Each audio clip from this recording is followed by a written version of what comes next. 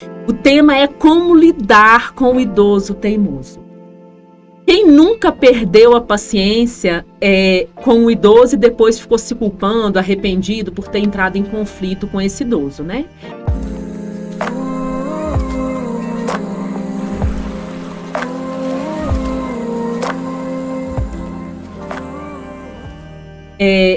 As pessoas têm um comportamento difícil, algumas pessoas, né? E ao envelhecer, às vezes isso acentua um pouco mais. Mas eu não gosto de associar a palavra idoso teimoso. Na verdade, é um comportamento teimoso, tá? Que deve ser corrigido, né? Trocar o errado pelo certo. Eu não estou aqui para te julgar de forma alguma. Eu compreendo todas as suas dores. Eu não sei da sua realidade, só você sabe, né? Qual idoso que você olhou, qual idoso que você cuida, né? Como que é o comportamento dele. Eu estou aqui para te trazer conhecimento, informação, conforto e luz. Por isso que eu trouxe esse tema aqui, que eu acho que é um tema muito pedido, né? Tem uma demanda muito grande.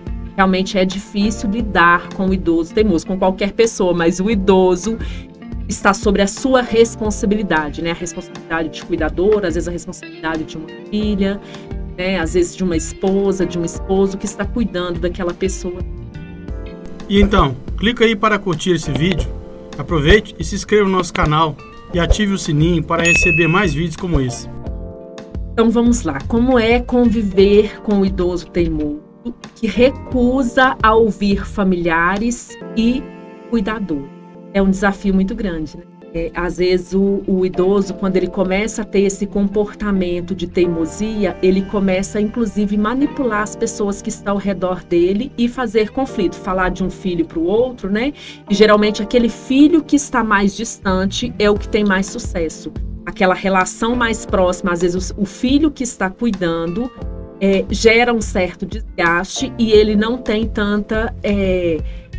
tanto sucesso com aquele idoso que ele está cuidando.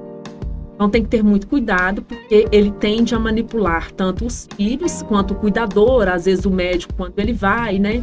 E quando ele começa a falar do cuidador para a família, é complicado. A princípio ele vê o cuidador como um intruso, né? Porque ninguém quer perder a liberdade. E quando ele vê um cuidador ali, a sensação que ele tem é que ele está ali para tirar a liberdade dele, né?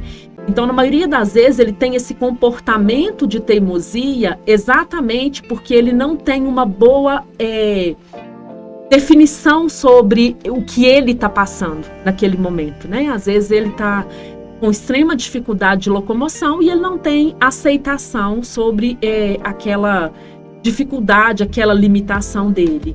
Às vezes ele consegue ainda caminhar com dificuldade, quer sair sozinho e ir a uma praça, encontrar com os amigos, e ele vai se sentir constrangido de chegar lá com uma cuidadora, né? Sabendo que essa cuidadora também vai tirar a liberdade dele na roda de amigos.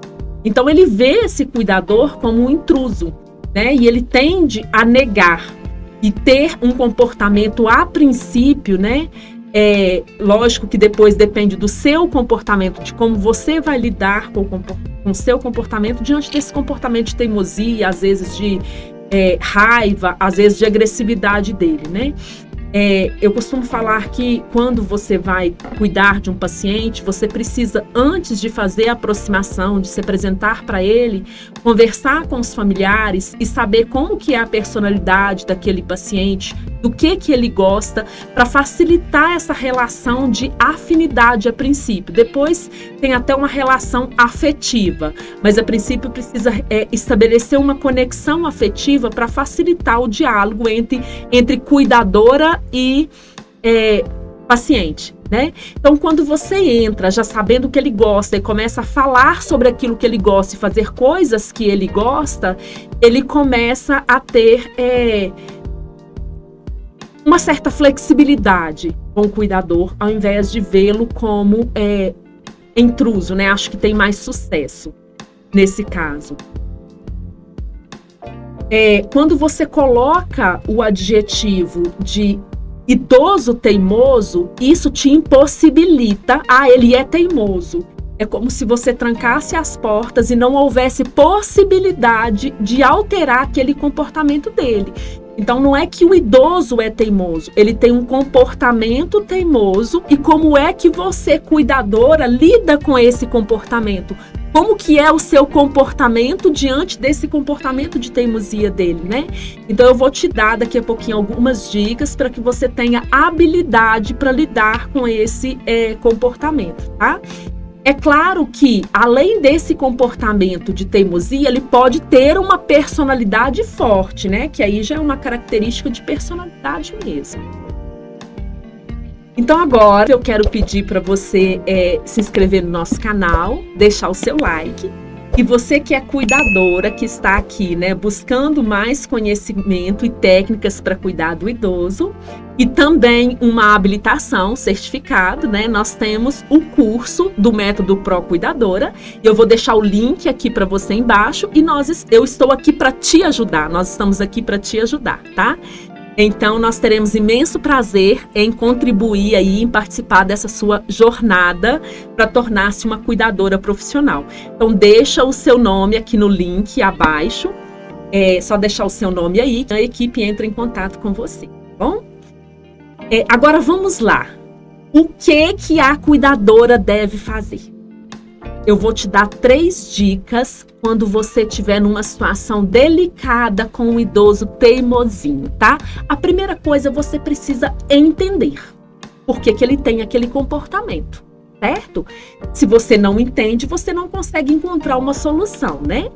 E aí, para você entender, você precisa entender se ele tem algum tipo de demência, se é alguma doença biológica. A depressão também faz ele ter esse comportamento e às vezes até algum medicamento que ele está fazendo uso, né? Então, se você entrou recente, começou a cuidar de um paciente recentemente e ele já tinha esse comportamento, é preciso você conversar com os familiares, né? A partir de quando, qual o medicamento que ele toma, se percebeu alguma alteração. Agora, se você cuida desse idoso e teve alguma troca de medicamento, durante a adaptação, né, até uns 15, 20 dias, é normal que ele tenha um comportamento alterado. Não é idoso, né? Isso qualquer um de nós, humanos, quando faz uso de medicamento controlado, né, principalmente esses medicamentos antidepressivos, tem mesmo quando troca esse período de adaptação, né? Mas é preciso você entender, então, se é por causa de uma doença, de uma patologia, alguma demência, uso de medicamento ou depressão, né? E para você, depois que você buscar entender isso aí, é importante você fazer uma anotação diária. Todas as vezes que ele tem esse comportamento de teimosia, o que antecedeu esse comportamento? Se você não anotar, daqui 18 dias ele teve uma outra crise de teimosia lá, né? De repente não queria sair na rua, às vezes não queria tomar o banho, às vezes não quer sua ajuda para levantá-lo, né? De um sofá, de uma cama. O que antecedeu isso? O que aconteceu? Então, anota no seu caderno de anotação. Porque aí, todas as vezes que ele tiver algum desse comportamento, que ele tiver esse comportamento mesmo, você vai olhar no seu caderninho de anotação e ver, opa, peraí, aconteceu isso antes. Aconteceu, por exemplo, sempre há uma incidência maior desse comportamento no período da tarde, por exemplo, após o almoço, né? Não, esse comportamento dele é sempre que muda a rotina da casa, que vem crianças aqui, que vem visitas, que vem muitos familiares, casa cheia, para você começar a compreender e a saber lidar melhor com essa situação, né? Outra questão que eu gosto muito é trabalhar com reforço positivo. O idoso, ele geralmente é carente, né? Enquanto ele tem ali a sua serventia, que é mais jovem, né? E faz ali todo o trabalho laboral, que é o sustento da casa, né? Às vezes no caso do patriarca, né? Ou no caso da matriarca, que está ali cuidando do lar. Os filhos, a família toda vai, reúne, almoça aos domingos, né? E na medida que ele já não consegue mais fazer esse trabalho, né? Que ele precisa de um cuidador, a família tende a afastar, né? Ir com menos frequência, já não vai mais todos os domingos como ia antes, né? E ele começa a se sentir inútil. E com isso, ele tem carência. E, às vezes, essa teimosia dele é porque ele recebe a sua atenção, a atenção da cuidadora, quando ele está numa crise de teimosia, né? Para tentar contornar a crise, você tem um diálogo maior com ele, você tem uma aproximação maior com ele, fala de forma mais carinhosa. Então, é importante, claro, você acolher ele nessa situação, né? Mas não dar importância. Tá? É diferente você acolher e dar importância para aquilo. E em contrapartida, quando ele fizer algo positivo, que for exatamente o oposto, então suponhamos que ele tenha dificuldade para tomar um banho. Teimou, deu muito trabalho para tomar o banho, acolhe ele naquela necessidade dele, mas não dá tanta importância, fale o menos possível, né? E quando ele tomar o banho de bom grado, sem teimar, sem questionar muito, aí sim você vai dar atenção para ele. Só nos momentos positivos, tá? Então isso a gente trabalha com reforço positivo, né?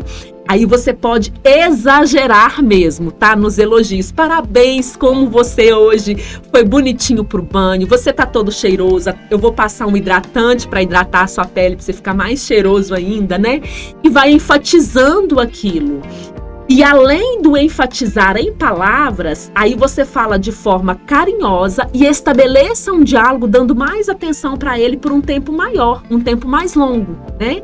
Porque aí ele vai perceber, né, no consciente dele, que é quando ele faz algo positivo que ele tem a sua atenção e não quando ele faz algo negativo, tá? Agora vamos pensar numa situação em que um idoso tenta negar seguir uma dieta ou tratamento medicamentoso, né? Então você precisa estabelecer para esse idoso uma rotina para facilitar. O idoso ele necessita de rotina, né? Acho que essa rotina desorganizada, tanto de horários quanto casa cheia, acaba complicando a vida dele e a sua também, né? E você conhecer o que ele gosta mais para você trabalhar com alternativas para ele. Então, por exemplo, no caso da alimentação, se ele tem dificuldade com uma alimentação mais sólida e ele adapta melhor com uma alimentação mais pastosa, e ele está num momento teimoso que não quer comer, que eu quero é morrer, né? O idoso, quando ele está depressivo, que ele sente-se inútil, ele fala que ele quer morrer. E ele faz uma contestação o tempo todo, porque ele quer chamar atenção, porque ele quer carinho, né? Então, nessa situação, você tem que ter a habilidade de conhecer ele e oferecer alternativas. Então ele não gosta de uma alimentação sólida, eu vou oferecer para ele uma sopinha de legumes, uma sopa de cará. Se ele não quer neste momento, eu posso fazer para ele um mingau de aveia, ou se ainda assim ele não quiser, eu vou fazer com que ele esqueça esse comportamento teimosinho dele. Vou dar com ele uma volta, tudo bem, o senhor não quer comer? Então vamos passear um pouquinho e depois quando a gente voltar, o senhor come. Com isso, ele acaba até esquecendo esse comportamento, né? Então dá um passeio com ele, faz alguma coisa que ele gosta, né? De repente uma revista em quadrinhos, trabalha o cognitivo dele, né? Isso ajuda muito trabalhar esse comportamento mesmo negativo, né? E depois volta para aquela situação ali, tá? E aí, quando voltar para aquela situação, né? Saiu, distraiu, propôs uma alimentação diferente, aí sim você ajuda ele a executar, né? No caso, a alimentação. Mas lembrando sempre que nós temos que trabalhar a autonomia, a independência do idoso, tá? Não é torná-lo dependente, aí ele vai se sentir mais inútil ainda, né? Se ele tem a capacidade, né, de alimentar sozinho, se ele tem essa autonomia, então vamos deixá-lo fazer e estimulá-lo a fazer, tá? Além de deixar, estimular ainda mais, né?